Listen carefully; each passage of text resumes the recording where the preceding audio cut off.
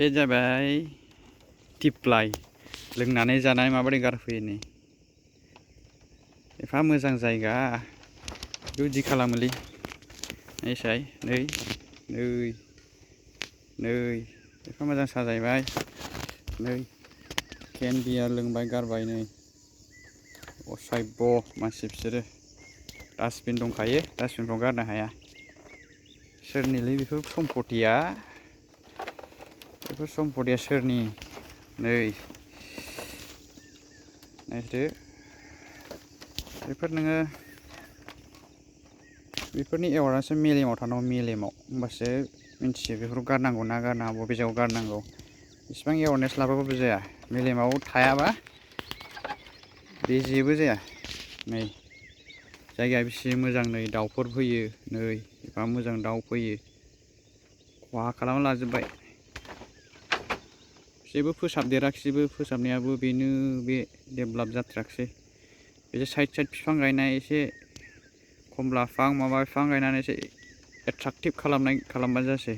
हाबगासेयावलाय 50 थाखा लायो बेजों लोगोसे डिपार्टमेन्टफ्राबो टुरिज्म डिपार्टमेन्टफ्राबो नायनांगौ आरो बेफोरखौ नै एसे साक्कार मारिनांगौ मालाबा बे डिउटि थाग्राफ्राबो नायोबा मोजां जायो नै मा जानो होमबा इनभाइरनमेन्टआ नै एफा मोजां दाउस्रि फैदों दाउफ्रा नायसाय बेसेबां मोजां समायना दाउ फाग्लानि आंथ' नैबे गोथांखौ दिनैसो नुबावदों जा समायना दाउआ